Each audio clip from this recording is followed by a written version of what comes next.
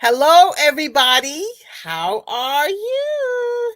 It is Wednesday, January the 10th, and guess what? It's at 7 o'clock on the East Coast, and you are listening to the Power of Transformation broadcast, and I am your host. I'm Dr. Paula Obie, and yes, I am excited, but I've been excited all year because there's so many wonderful things going on, and I'm so happy for what God is doing, and it's just He's doing great things, and He's going to do even greater things. So I'm happy because tonight we have someone's special. We'll get into that in a second. I want you take your phone, and I want you to tag your friends. I want you to text them. You'll have a few minutes. Give them a phone call and tell them that the Power of Transformation broadcast is on with Dr. Paula Obie, and there are going to be some great things that they're going to want to hear because we got some extra special guests tonight. And just like every week, I don't ask you to do what I'm not going to do. So I'm on my phone, and I'm tagging, and I'm texting. We're going to be right back. See you soon.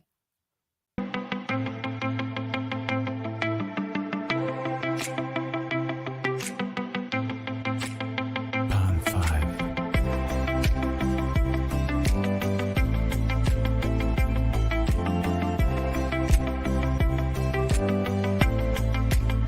Pond 5.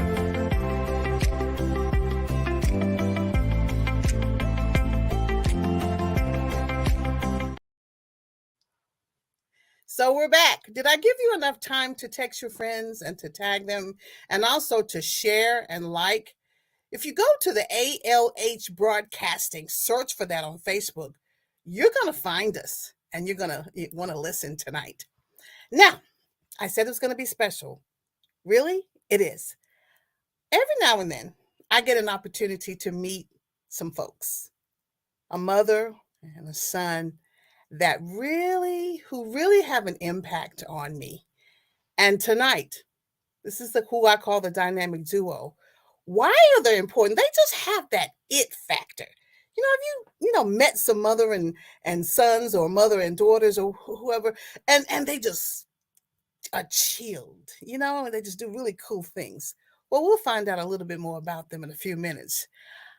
I call them the mother and son, the dynamic duo, but their names are Tamika and KJ Sutterth. I met them about maybe 7 years ago, and when we were worshiping together, and look at that picture, look at her, look at him, cool people.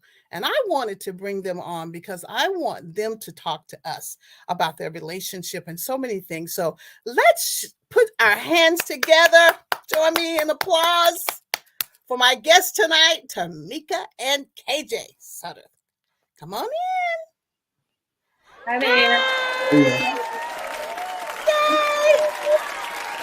Look at all the applause you're getting. Is that cool? It's so good to see you all.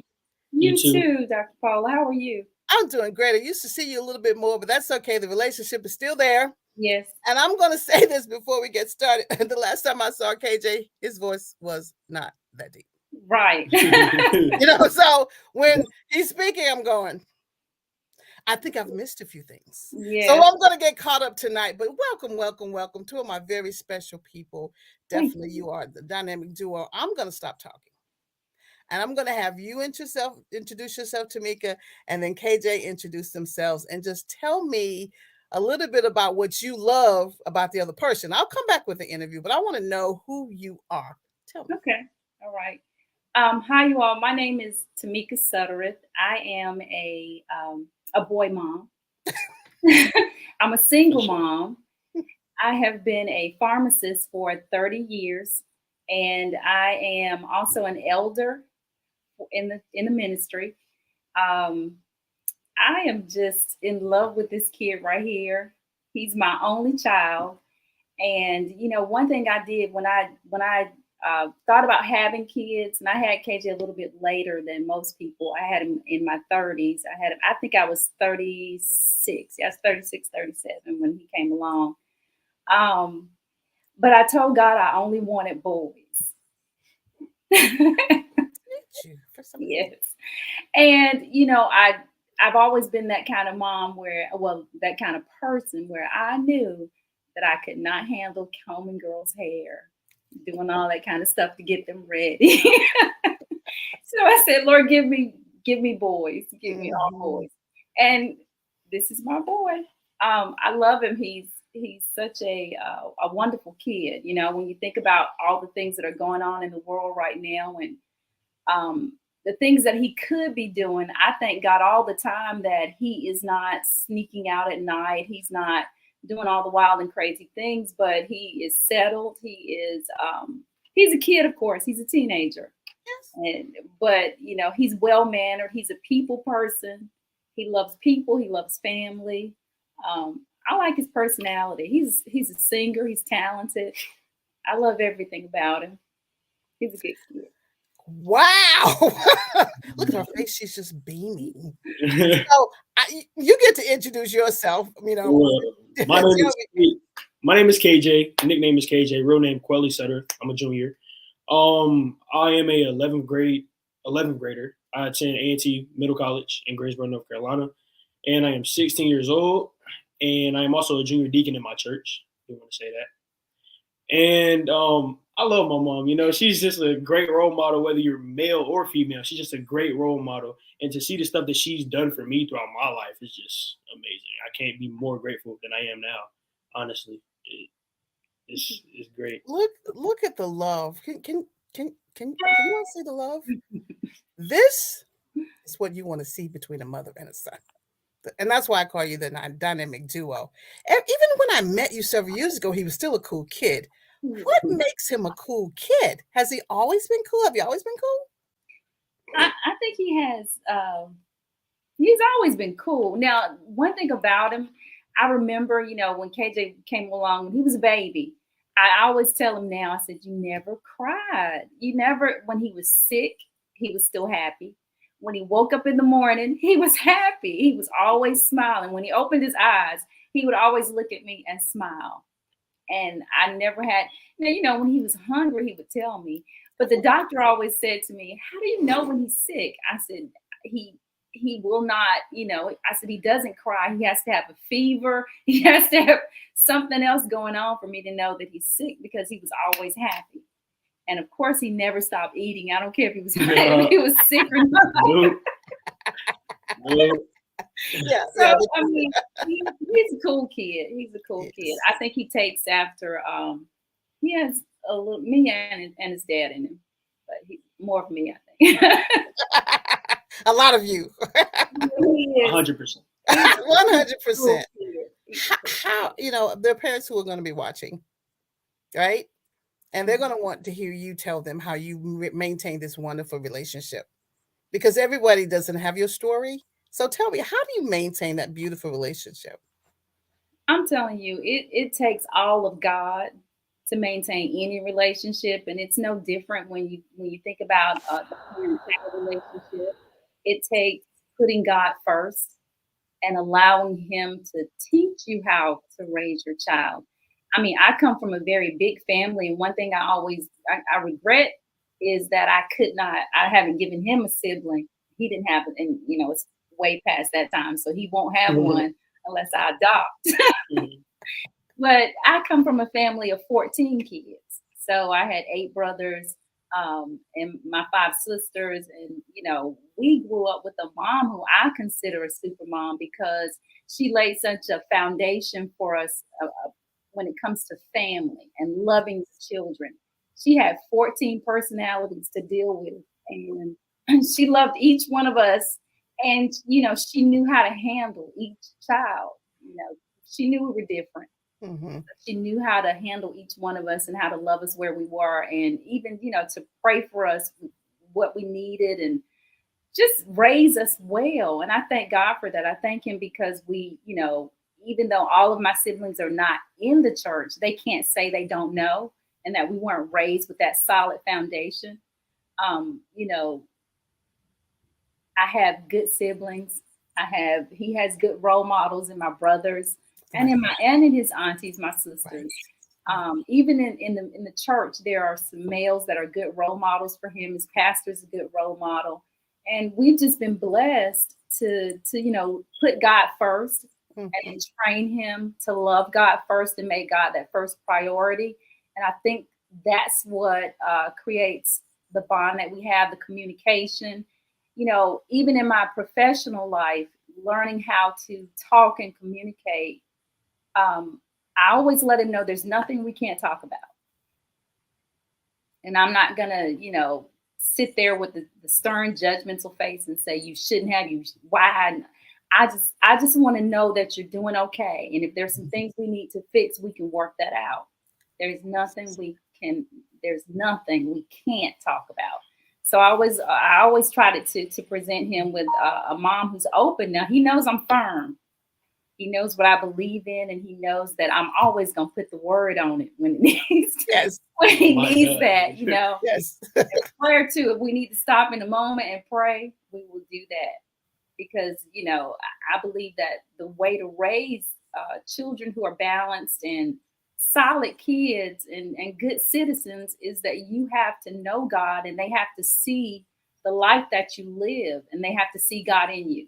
You can't just tell them to do it. Mm-hmm. You have to show them how to do it. And I believe that that's a key thing, knowing God and having him first. So the whole time you were talking, he was nodding. Yes, she's right. Yes, she's right. So what are the things that you do, KJ, to make sure she's cool with you? What do you do? Well, I always keep my mom on her feet, you know what I mean? Just like, because I'm a gym rat, me personally, so I try to like push her to do exercise, things like that. But I just try to keep a good relationship with her by just like messing around with her, always hugging her, make sure we get in at least 8 hugs a day, you know? Right. At least 8? Yeah, Yes. at least 8, at least. Gotta just, whether they're all at one time or not, I mean, you gotta get your hugs in, but I just try to stay as close as I can to her. That's all I do. How many times do you text her a day? Geez, a lot. I mean, when I'm at school, whenever I like have my phone, whenever I have a break or anything, I will most of the time. And then of course for lunch if I'm hungry. But, and then other than that, I really won't have to text her because I'll be here with her. There you go. So you've gotten all of her attention. I'm not sure if he would allow anybody else to have your attention. You know what I'm saying? Because you've gotten used to just having her as your dynamic duo. I mean, she's like, you guys work together so well. And that's what I saw when I met you when you were much younger, but you could still count on him to do things. And I know you have a lot of roles in the church, and he has roles in the church, and you guys just kind of move so fluidly from one to the other. So I know you've been singing for a while, but are you an athlete? It's someone? Yes. Played 2 years at Ragsdale High School football. Yes. So is that something you're going to want to pursue in the future? Well, it's something that I feel like any male teenager will want to pursue in the future, but I do want to pursue culinary in the future. It's definitely culinary. I've also looked towards the business side as well, but culinary is just that number one. Now, culinary seems to be that thing that runs through your family. Yes, absolutely. You know, I've eaten some really good meals and some cakes or whatever. You know, so I'm a witness that there's some really good genes when it comes to food. There's love in your food. Yes, that's true. There's lots of love in it. Because if you were going to be an athlete, I was going to ask you to put my name down. To the draft, you wouldn't forget me. You know, I know you say hi, mom, but put me on the list because I don't want you to forget me. And so I'm thrilled because you've described the key ingredient, God, for a really wonderful relationship.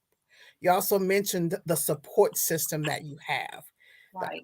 That who also are there for you at any time. That's important. It really What happens to people who don't have that support and don't have that relationship? Talk to me about what could you advise them to do? I mean, from both perspectives.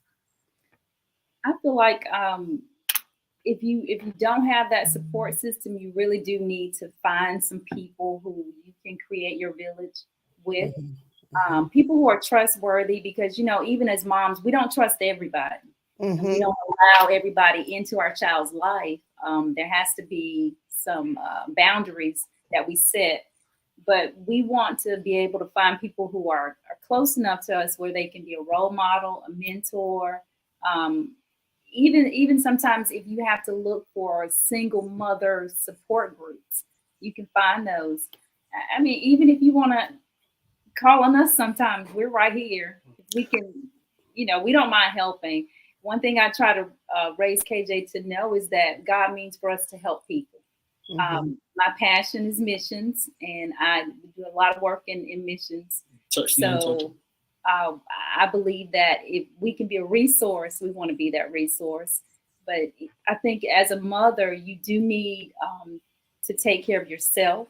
Okay. You need some personal care time. So you have to find people you can trust with your child, or people that you can trust to be a part of his or her life, that will not only, not just to care for them when you need a break, but just to encourage them, to mentor them, to push them on and push them forward. Because when they're missing that other parent, it can be hard for them. Right. I can tell you about some times when he was little, it was hard for him. And when you're a mom raising sons, you really do need a positive male role model for him. You do. We want to be we want to be mom and dad, and we are mom and dad, but you want to put someone in front of him that can show him what it means to be a man, because we're not men.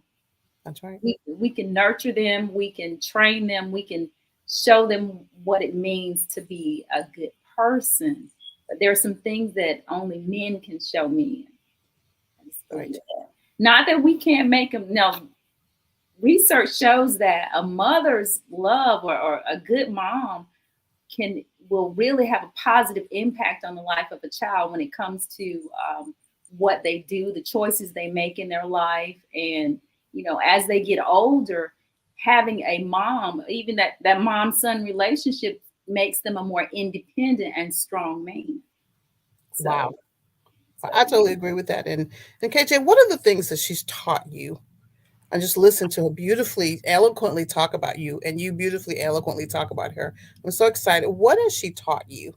She has taught me, even as a female, just how to be a man. Like what a man looks like in a household, like what he should be to his family and things of that nature. And like she said, I do want to touch on what she said. She said that having a male role model is important, and I do believe that too, because she can tell you how to be a role model. She can talk to you about things like that, but you also need somebody to act on it, to like show you right in front of your face. But she's taught me a lot. She's taught me how to put God first, Also educationally, like she taught me like math, things like that, all that, supporting me in school. And that's just one great thing that I love about her as well. I remember for one of your birthdays, I like how she celebrates you too, by the way. I remember for one of your birthdays, we went to Carowinds, and it had to be like 500,000 degrees outside. And we were pretending that we weren't hot, trying to find all the water in the world. And you were running around having such a good time. And I thought, this is so cool. And people showed up just to celebrate you. And I remember her saying, I said something to her, I know we were talking about, you wanted something. And she said, that's my baby. And you ran away, and I watched you, that content, loving son, around there were others there. And I thought, man, they're just a role model. How do you know how to do this? God and other people. And we just celebrated you, and you were just happy and having a good time with your friends and running around and just being a kid. Yeah.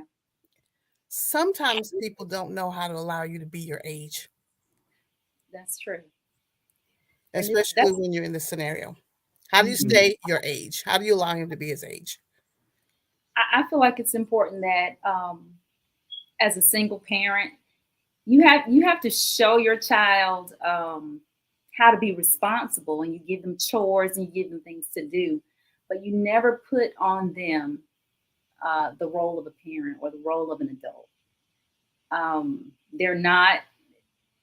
I've never said to KJ, okay, now it's time for you to go to work. You got to pay this bill, that bill. You're just a kid. I don't think the demands of adulthood should be placed on children. And I say that because I feel like they need time to be children. But I do also realize that there are some kids in situations where they have to take on the role of the adult, and they have to be, they have to work, they have to go out and help their parents, and they're single parent in some way. They babysit their brother, their siblings. All these things happen in families. It's such a broad spectrum when it comes to, you know. I think I'm blessed, and I say that because when I came from a family of 14, and we didn't lack, but I knew sometimes, my mom, she worked a miracle to feed all of us. I'm just gonna tell you. And my dad, but it's like, how do you feed 14 mouths? How do you do this? How do you do that? And but they never put on us this responsibility to take on the adult role. You know what I mean? You didn't have to. You really don't show them the struggle. Sometimes kids see it. Now, what I do believe that you have to teach your children how to save. You have to teach them what money is all about at an early age, so that they will know how to manage, and they will know what to do with their money, and so they won't have to live sort of in a way where, I make my money and I spend it, or I make my money and I have to do this, but they know how to save it. They know how to invest it. They know how to take care of things. And that's what I try to teach them now. You have to have this mindset with money. You can't let money rule you. True. You can't live outside of your means. You can't do all of these things. But I don't want him to ever feel like, okay, I see my mom struggling, so let me get out here and get a job, quit school, and pay the bills. That sort of thing. No. I always want him to know that his life, he's here for a purpose. And first and foremost, right now, it's to be 16. Be 16. And to allow God to work on him at this age, to influence his friends at this age, those people that are around him, and, the decisions he makes, all these things, he has to be 16. He doesn't have to respond to life as a grown man. You hear people tell single parent children, oh, you're the man of the house. He's the son of the house. Right. Now, as he gets older and he has his family, he becomes the man of his house. But right now, God is the man of the house. I train him how to be a good man, because his name is Kweli Hamza. That means man of honor, man of truth. And so I expect him to live up to that name. I try not to put too much on him. Oh, I really don't think you're putting too much on him, because he looks like someone who is just loving life. Your countenance is that you look like you're loving life, and you worship together. That's what got me. You worship together. When you sit back and you see a mother and a son worship together, it is just a powerful thing. Talk to me about your worship experience, KJ, with your mom. I just feel like we can't be stopped, when we praising with each other. It's just, I'm with my mom, she's with me. It's just us. Like, can't be stopped. We're untouchable. Love God. Yeah, we just love God. It shows that even more. Yeah. You all are not going to make me cry on this show. I've not had anyone make me cry yet. You're not going to do it because I didn't bring the Kleenex. But what he just said just made me just goosebumps. We worship together. Dude. We cannot be stopped. That is so cool. And nobody paid him to say that. It was from his heart. That's true. So how do you get a 16-year-old how to feel that way? KJ, I don't know. I think you're special, but what do you say to people who don't understand how powerful it is to be able to worship with your mom? What do you say? I just think God gives all answers, but I do think that you just have to examine in a way. Like, you have to look and pay attention to, like, your mom, and, like, how do I put it? Yeah. It's like you have to. Parents have to actually live their life. Yeah, right? Like, they have to live the life. The parent has to live the life for the son to, like, live the same way. Right. Does that make sense? Yes. Mhm. Yeah. And that's what she does.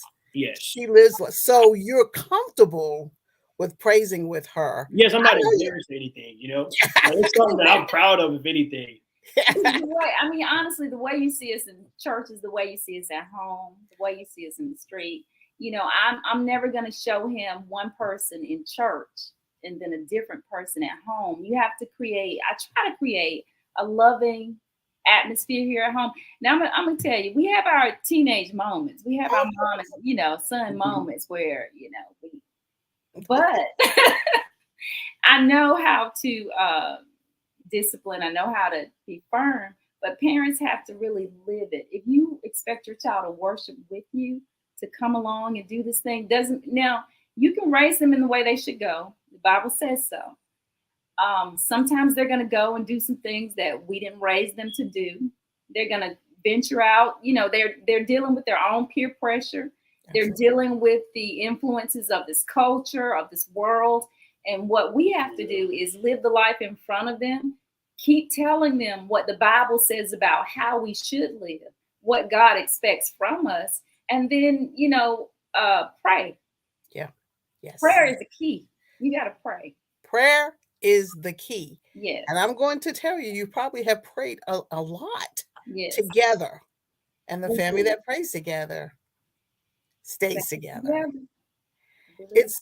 It's really a beautiful thing when I hear, because I'm reflecting on the times when I actually was there with worshiping and hearing you sing, KJ, and just really looking at you. And God is going to use someone to be an example. That's who he is. Mm-hmm. And he keeps his promises. And he's made a promise to the two of you all. I can tell. And you're willing to live out the promise and encourage somebody else. And we're going to have to figure out how to get in contact with you because my time's winding up. I'm not ready to leave you yet. So how can we get in contact with you? Because there may be a mother and there may be a son who are watching going, when is the last time I was at church with my mom? How do they do it? Do you mind if we get in contact with you? If they want to get in contact with you now, I'm going to tell you, you can screen the emails because, some people are a little weird. Right. Let's just be honest, right, KJ? Mm-hmm. Well, for those folks who really want to really get some advice and just talk to you, if you're willing to do that, I believe that will be awesome. How can we get in contact with you? Well, you can always reach out to me on Instagram or Facebook at Tamika Sudderth. TAMIKASUDDERTH. I'm right here in North Carolina, and also. And my socials, Instagram is 336_KJ, as well as my TikTok or anything like that, where I post gym content, motivation. I said that's awesome. That's just awesome. I said once, I never want to be anywhere in any church where there aren't young people. Right. And this is the reason I like this, very well spoken, and just sharing. We need you. We need that energy. And what you've done, we can't package it up and put it in a pill and give it to someone. It would be nice, but that's not how it works. It works with the interaction and relationships. Why are relationships important? Why?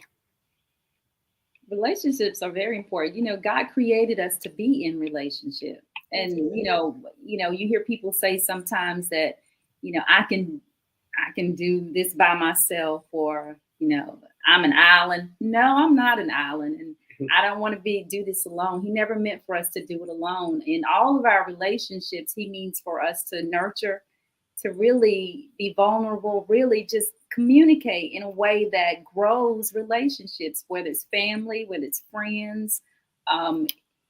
Every relationship within its own boundaries, God has created those things for a purpose. We were meant to fellowship, and we can't do life alone. Our heart is not even made to do life alone. We need love. We need people.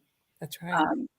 So, yeah. And it was really interesting. You're kind of tiny, but he's like a warrior. When I look at him, he's a warrior. It just reminds me so much of how God how he answered your prayer. Mm-hmm. And how he's going to answer so many other prayers by just continuing to use the formula of knowing God and building the relationship. Yes. One of the things that I love the most about big families is that they know how to love. Yes, that's true. Somebody in that family is going to get along, and they're going to teach you how to love. Talk to me, KJ, about how your family's taught you how to love. Well, my family taught me how to love throughout the events that we do for each other, whether it's like we just had a Christmas breakfast at my aunt's house, and we had a family football game and all that. It was uncles versus nephews, just fun stuff like that.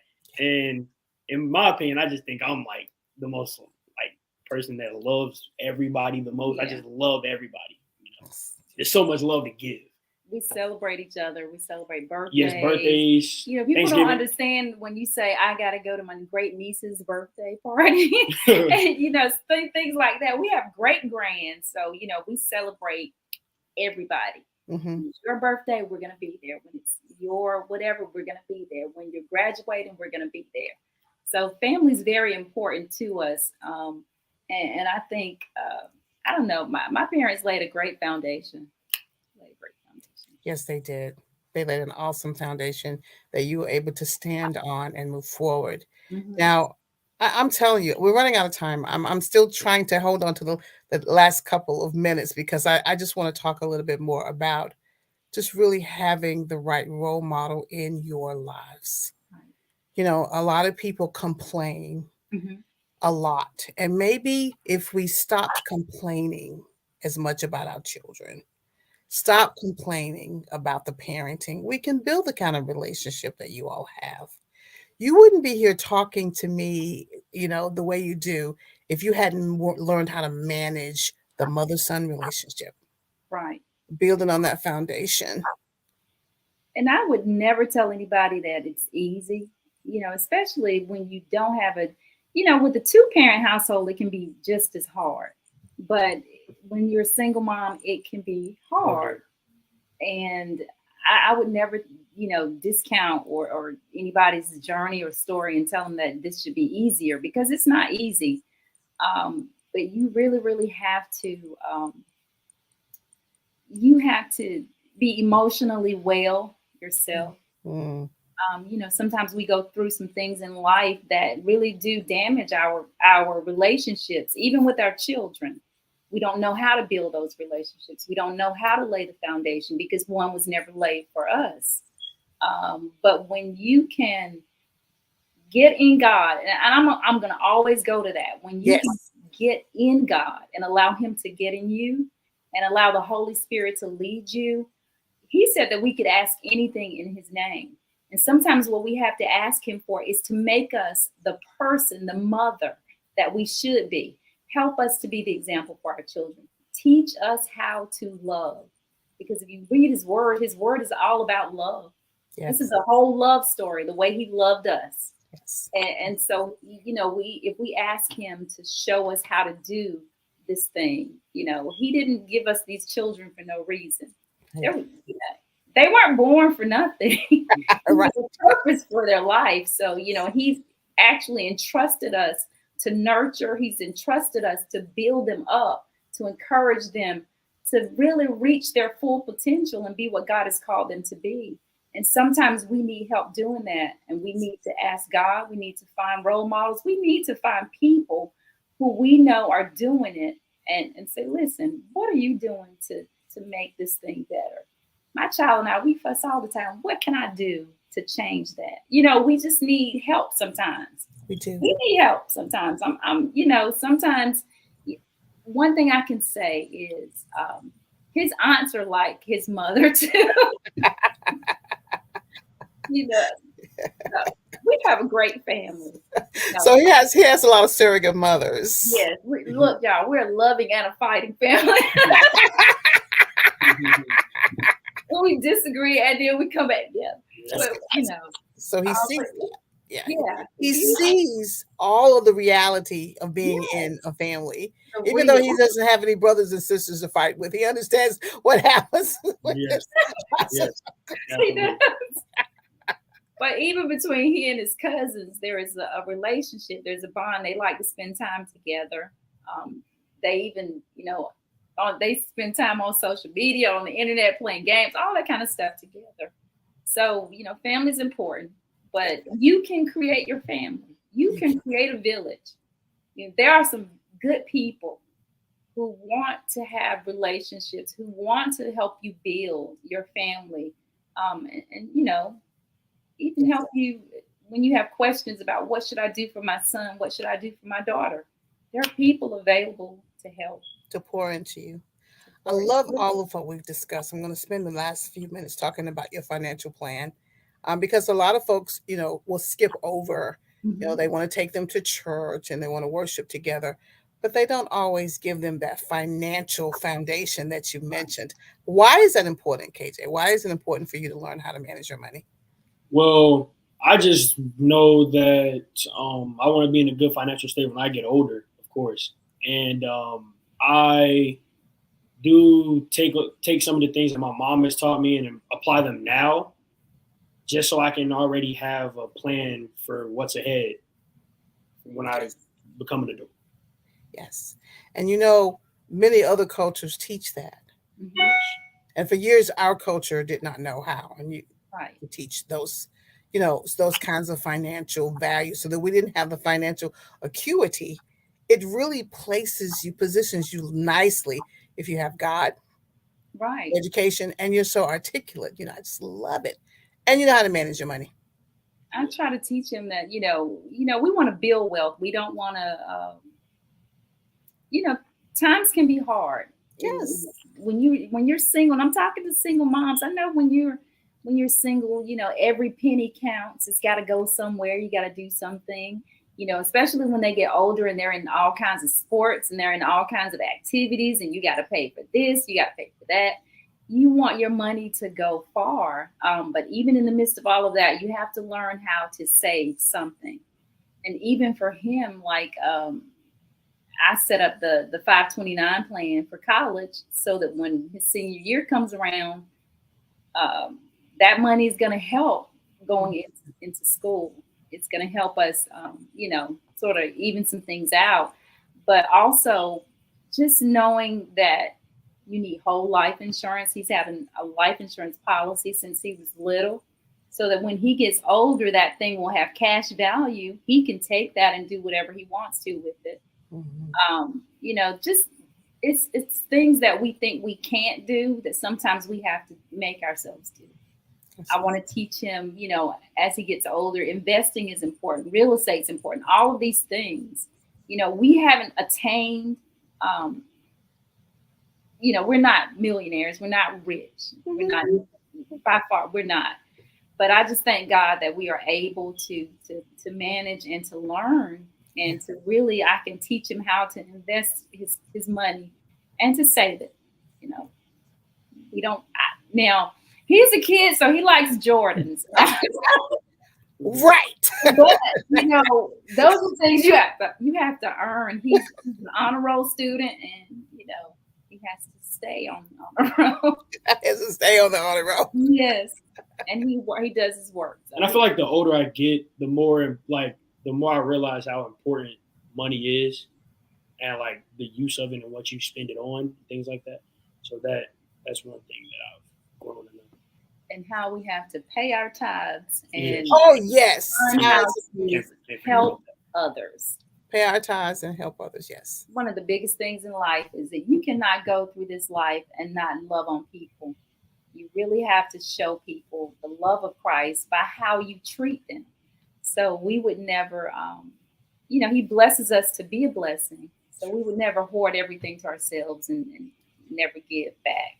I believe in giving back. What a blessing you two are.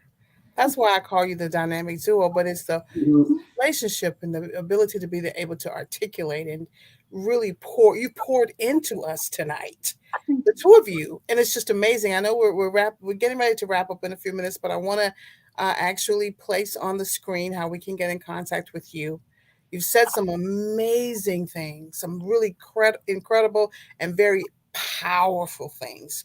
Love the conversation about worshiping. I love got God in your life, and you're well rounded. So if we can again just scroll how we can get in contact with you, because I've enjoyed the conversation. I hope you have. We Yes, we have. have. It's been such a pleasure being here with you. Let me give you my email too, just in case someone wants that. It's Wright, Wright, Suttereth at gmail.com. Okay. And then we need KJ's information Oh as yeah. well. Instagram 336_KJ, as well as TikTok, and email SUDDERTH KWELI@gmail.com. Wow, I'm so proud of you. I'm so glad I met you. And you were the reason, actually the reason that I attended there. By meeting you, you were the one who said, "Why not?" And I'm like, "Okay." Look at the blessing that you have been to me. I haven't been there in a while, but meeting you was a blessing and still is. Tonight there are going to be some folks who are going to be so happy to hear you speak. They're right down in their heart. They needed this. This is something someone really needs. They need to hear from you, and they needed to hear from you, KJ, as well. I'm delighted that you're here. We're getting ready to wrap it up. I don't want to, but I will ask this one question. I asked this question, for all my guests. Would you come back and do a part two Sure. sometime in the near future? For sure. We'd be glad. Because I'm thinking we have more to talk about, and great role models. We need those, especially now. We'd be And glad. as I wrap up, okay, so right after this show, the video will be available so you can share it, and then there will be a replay on Saturday at 2:00. Okay, great. So Great. they can watch it as many times as they want on the ALH Broadcasting Network, and you can go to my page. I'm so excited I can barely get it out. But what you said has touched me way down on the inside. Look at the role models. God is amazing. So as we push ourselves away from this show that I don't want to end, I'm going to say the same thing that I say every Wednesday at the end at this time. You have to trust the process. You have to trust God in order for the power of transformation to do its perfect work in your life. And I believe what he's transformed you into is going to bless a lot of people tonight. So thank you so much, Tamika. And thank you so much, KJ. I've enjoyed talking to you. And we're going to see you real soon. Thank you, everybody, for joining us. And Thank you. Thanks for you are having us. welcome. You're welcome. Take care. Good night. Good night.